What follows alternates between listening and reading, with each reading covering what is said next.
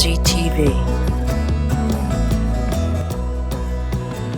Thank you, folks, for indulging me on this running stuff. One more day of it, and I'm not going to talk about it anymore until some other crazy thing happens. But there are some life lessons here, and soon, like this show, I'm going to tell you about what happened on Saturday at the beginning of the day at around 4:45 a.m. at the beginning of my 43.3 mile run. It's going to make you laugh. It's going to tell you a lot about me, and there's a great life lesson in it. By the way, this is Martin Zender. Welcome to the show. So, the reason I'm interested in talking about this is I like the idea of self-propulsion. I like the idea of the human body transporting itself from point A to point B. This used to be the way people traveled. And my case is interesting because, you see, I am not a world-class athlete. I'm not even a national class athlete. I'm not even a local athlete. I do not have a runner's body. I've never won a race. The only thing I like about it these days is when it involves traveling. I'm a guy, and you're the same way. We're going through life. And it makes it easier to do things, to endure things, if we know they're on the path, if we know that it's part of our journey. As recently as a year and a half ago, I hated running. I hated it because I had begun to treat it like a workout. I've never been one who was able to just exercise to stay in shape. I'm going to stay in shape, going to exercise, go out for a workout. I dreaded it. I hated it. I'd look at my watch, oh crap, time to work out. What switched everything around for me, and I hope this helps somebody out there, is when I started treating running not, and this applies to walking, it applies to bicycling, it applies to swimming, any sort of thing you do that ultimately is good for you, body and soul, helps you burn calories, keeps you fit, things like that. The mistake is to treat these things as workouts. Then it's a chore. Then it's a dread. But if you treat it as life, as just part of your life, then it's much easier to swallow. So I was never one of these guys to I was for a while, to do a big race, get ready to run a big race and then kill yourself and then, for the next week, lick your wounds, try to recover. I like to incorporate running into my life. And it doesn't mean a workout. For instance, when I worked at the hospital back in the early 80s, I used to run to work. So running was practical. It wasn't a workout. I was getting to work. See?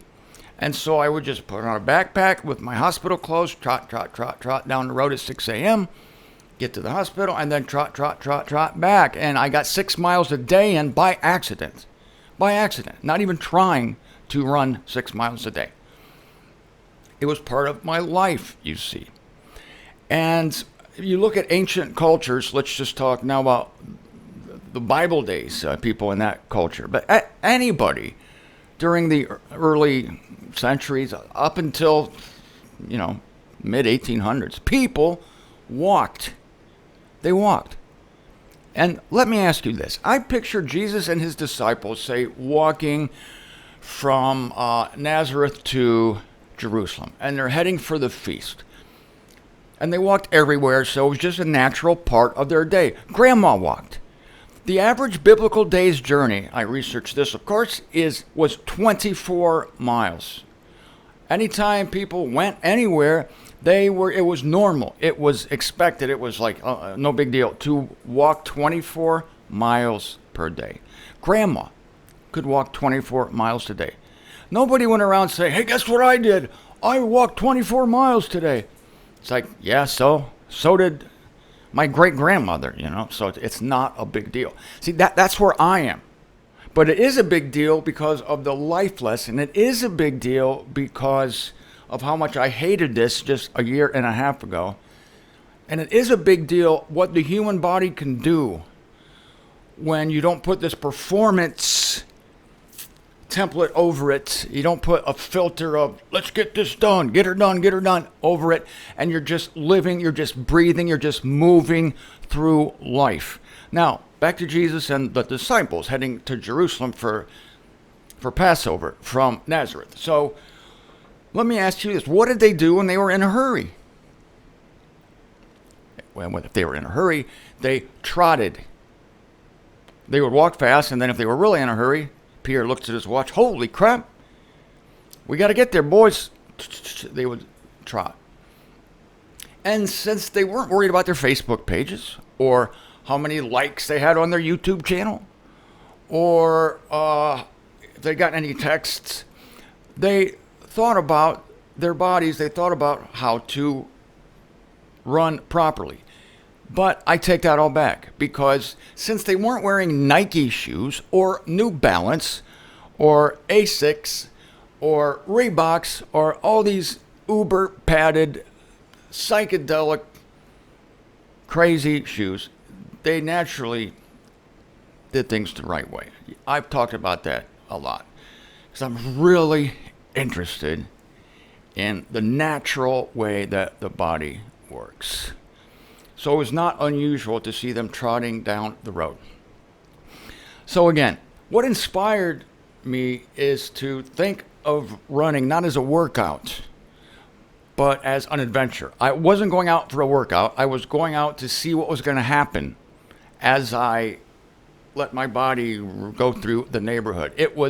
It's kind of hard to do because I'm on the same route every day. That's why this idea to run somewhere, to do a trip, it's always been much easier for me to think of exercise in the context of a trip. Yes, it changes everything. It's no longer this workout. It's like, yeah, I'm going to Lake Worth, Florida. How far is it from Fort Lauderdale? 43.3 miles. How am I going to get there? I'm going to run there. It's a very low-key thing. So, if it helps you, and this is why these other kinds of exercises, like you see people jumping up and down on benches, even people lifting weights, you see people doing the aerobics classes or doing these moves. I mean, can you picture anybody in the Bible days or any century past doing these things? Having giant balls that they did ab crunches on? No, of course not.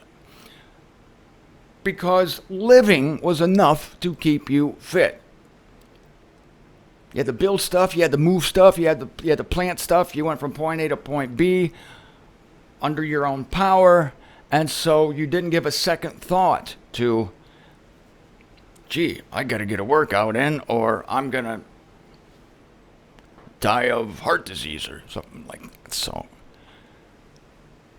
the challenge is to incorporate that mindset into the modern day. So when I'm running from Fort Lauderdale to Lake Worth, Florida, I might as well be running from Nazareth to Jerusalem. I'm on a trip.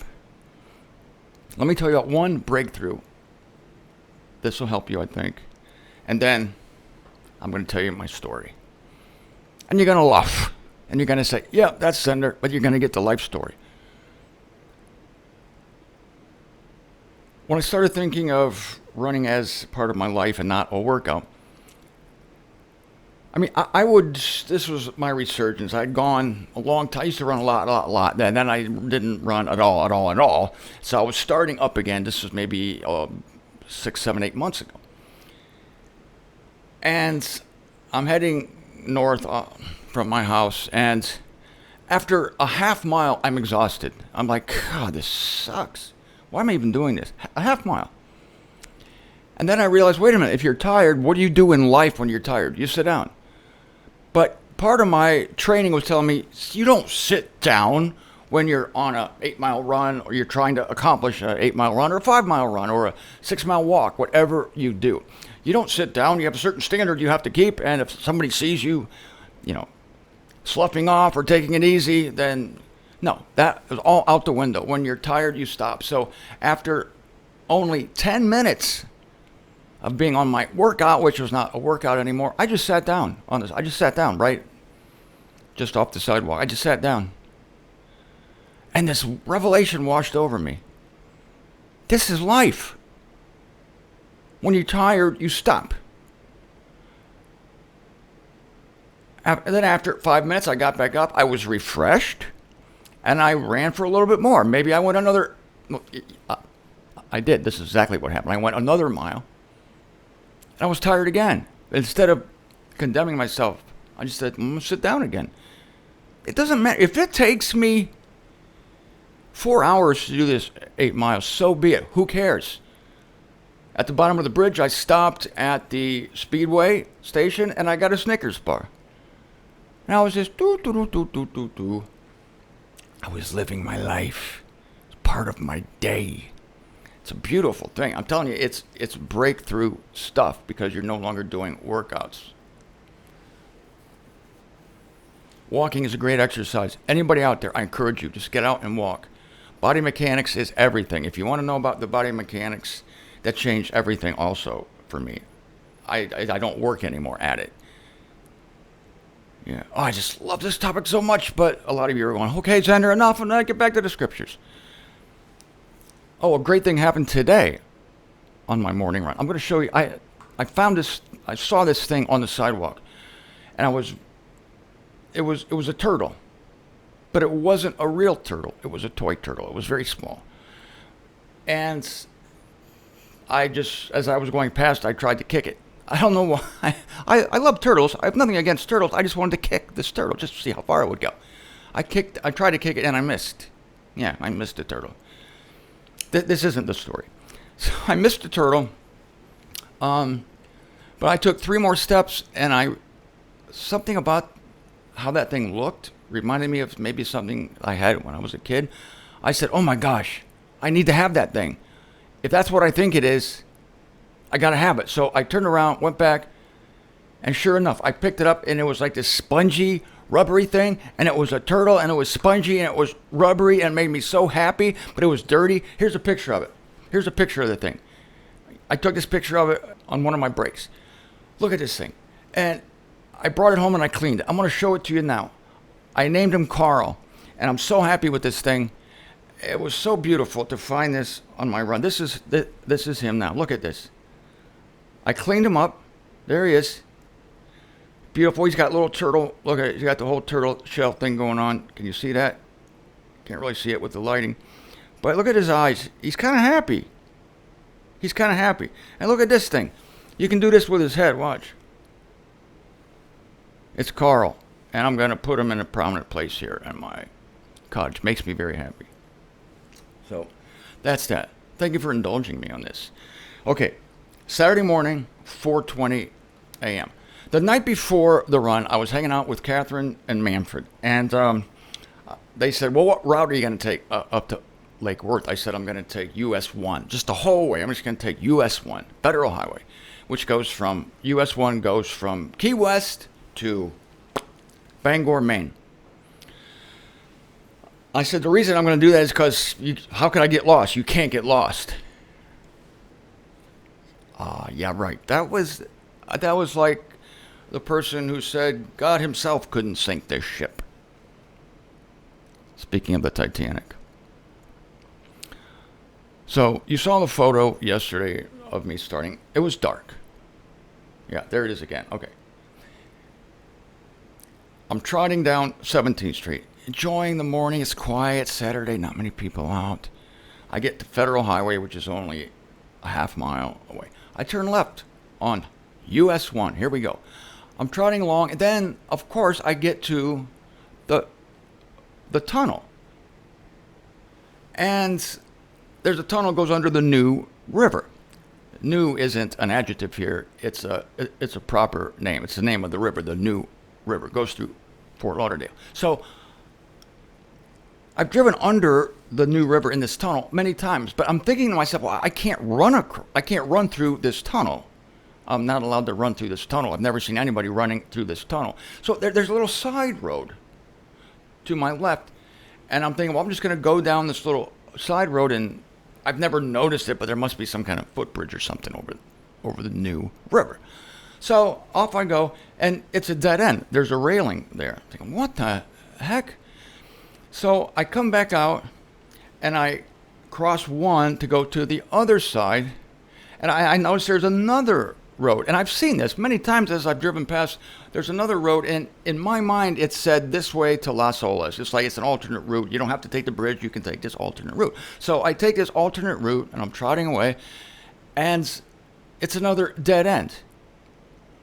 And so I said, well, there must be a way over the bridge without going through the tunnel for a pedestrian. There has to be. I get out my phone, my trusty GPS, and see, now I know how to read that little blue dot that looks like there's a spray coming out of it. I always looked at that spray coming out of the blue dot, that location icon on maps. I always thought of that as a comet, where the tail is behind and the blue dot is in front. The blue dot is north. I never looked at it as a flashlight, that the spray is like a light and it's pointing north. I didn't know that. Now I do. So I'm looking at my GPS, trying to turn the right way. I go around this neighborhood trying to get out for 10 minutes. I'm thinking, this is ridiculous. It's not light yet. It's like 4:45. This is crazy. I'm starting to get a little upset because I should be well along on, I should have a decent start on US 1. How am I getting lost in my own neighborhood practically? How is this happening? So I'm running around, not sure which direction I'm going in. I finally get back to 1. I come out and there's US 1. Great, finally. So I turn on US 1 and I'm running for 25 minutes. Ladies and gentlemen, it didn't register in my head that I hadn't crossed the New River. I just assumed that somehow I had crossed the New River. I was perfectly content. The thing is, see, I have my hat on, which is a long-brimmed hat, so it's over my eyes. I see the sign US 1. I'm on US 1. My attention is on the sidewalk to make sure I don't trip on a pothole, make sure I don't twist my ankle on a curb. I'm trotting along, and I suppose by this time it's 5 a.m. I smell barbecued ribs. Yeah, I smell barbecued ribs. And I think to myself, that smells just like Tom Jenkins barbecued ribs. There's only one Tom Jenkins barbecued ribs. It's a landmark in Florida. People from all over the state come to Tom Jenkins for their barbecued ribs. And I'm thinking, okay, and then out of my peripheral vision, I see the brown building with the wooden plaque with the yellow letters etched on the plaque that I know to be Tom Jenkins. I'm right next to Tom Jenkins. Strange thing is, why is Tom Jenkins on my left? Tom Jenkins shouldn't be on my left. If I'm heading north, Tom Jenkins should be on my right. I was completely puzzled, except, of course, I said, is there another Tom Jenkins on the other side of the road? Maybe there's a northbound and southbound Tom Jenkins. I just never noticed. At that time, there came an Asian man running up the road. Still pitch dark, my friends, pitch dark. The Asian man comes by. He's running. I say, good morning. And then I start to wonder, is it morning? Am I in some kind of twilight zone? Like, where am I? Mind you, I'm supposed to be like 2 miles down the road, and I'm going through this freaking neighborhood. Oh, while I'm running into these railings that don't let me go over the New River back in that neighborhood I was telling you about, I'm starting to get flustered. I'm starting to get upset. And what do you do when you're lost in your car? You speed up. You can't stand being lost. You just get nervous and you just speed up. So I was tempted just like to hurry up and run, get out of this, get out of this. But then I took a breath and I realized this. I said, listen, kid, calm down. Your goal is not to get to Fort Worth. Your goal is to put in 40 miles. That was my goal. So I don't care about Fort Worth. Lake Worth, sorry. Fort Worth is in Texas. I salute you Texans. Don't care about Lake Worth, want to run 40 miles. That was my goal. So as I'm running through these neighborhoods, I told myself to calm down, relax. You're not place oriented here. You're not trying to get somewhere. You're trying to put in the distance. Go the distance. So I thought, I'm making distance. I'm actually going toward my goal, even though I'm like a gerbil and on a wheel. So that calmed me down a little bit, thinking that, okay. I joked to myself, saying to myself, you might get your 40 miles in this frickin' neighborhood, okay? You might just never get out of this neighborhood. But if you run all day, if you run for 14 hours, you'll still get 40 miles in. You'll just be in some kind of, some kind of Twilight Zone or some kind of Matrix. I got 40 miles in my own neighborhood. And then at the end, I could helicopter out. I could call my friends, somebody rescue me. But anyway, I did break out as I related to you. I'm on US 1. I'm running along. Tom Jenkins on my left shoulder, on my left elbow. What is this? Here comes the Asian man. I was very embarrassed to ask this question, but I did. I said, sir, good morning, sir. I said, I hope it's morning. I don't even know by this point. Not having any confidence in myself. I said, which way's north? As I asked the question, I looked that way. He said, that-a-way. Then it hit me. Of course, it kind of hit me before, but I was in denial. But now I realize I've been running 20 minutes or possibly 25 minutes in the wrong direction. I'm running back toward home. In 3 more blocks, I would have been back on 17th Street, completely oblivious, and I would have looked over and seen the Whole Foods and realized, what kind of idiot am I? Seriously, what kind of idiot am I? Am I this bad? Answer, yes, you are. So I thank the kind sir. I had to go by faith with this guy because I still couldn't orient myself whatsoever. In my own neighborhood, on a road I've driven down literally hundreds of times. Around a bridge I'd gone under many, many times. So I turn around, go back the other way, and I see the buildings of Fort Lauderdale, where I just spent 30 minutes before. And now they're in front of me again. I'm going back to the freaking bridge. This time I told myself, I'm just going to run through the tunnel. That's what I meant to say, the tunnel. I'm back at the tunnel. I'm going to run through the tunnel. I don't care if I'm allowed to or not. I'm going to do it. It's 5:10, 5:15 in the morning. Who's going to stop me?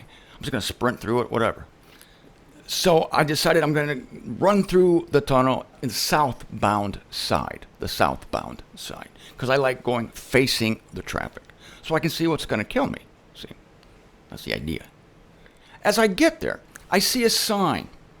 It's really beat up. It's all wrecked, but I can make out the words because I'm close to it. I'm like, what does that sign say? You know what it says? It says, pedestrians, please use northbound pedestrian walkway.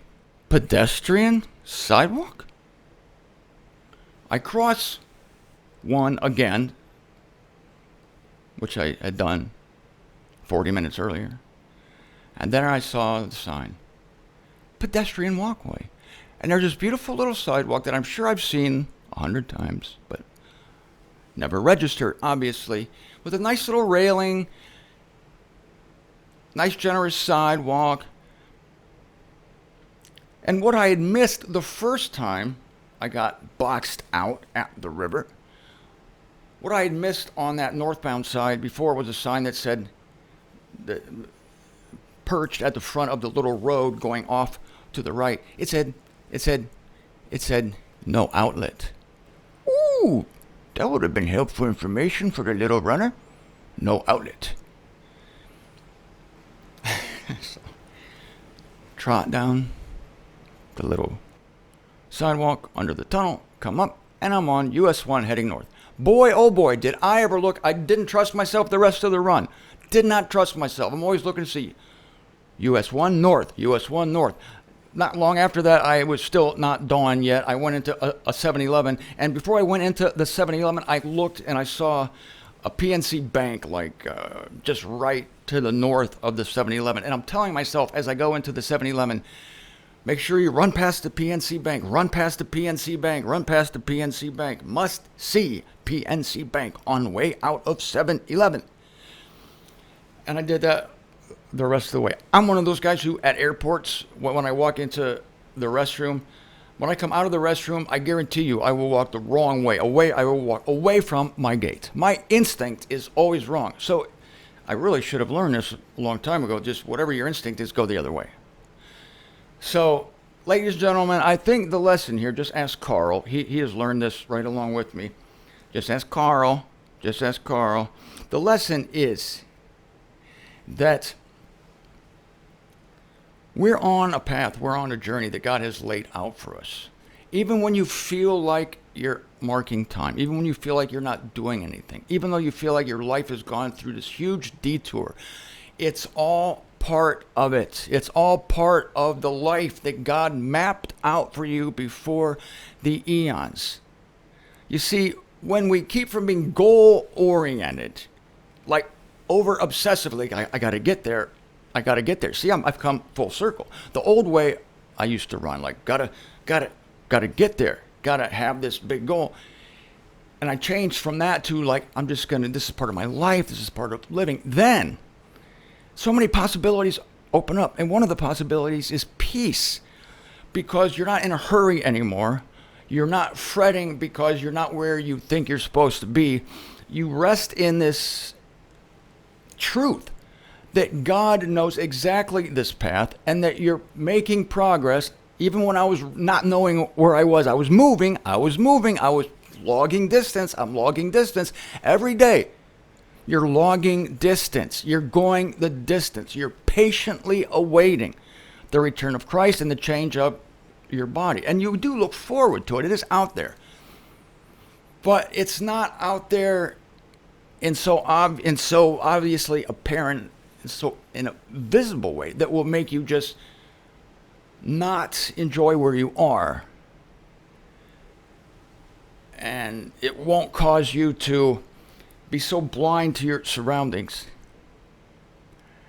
and feel the need to race through this life in order to get there. You don't have to race through this life because it's going to come when it's going to come. It's going to be there. In the meantime, you are exactly where you're supposed to be. As long as you still have faith, and you do, God has given you faith, and that'll be the last thing that goes. In fact, it will never go. Faith is a gift. You'll at least have enough to just get you through another day, even if it's all you have. If all you have is faith, it's good enough.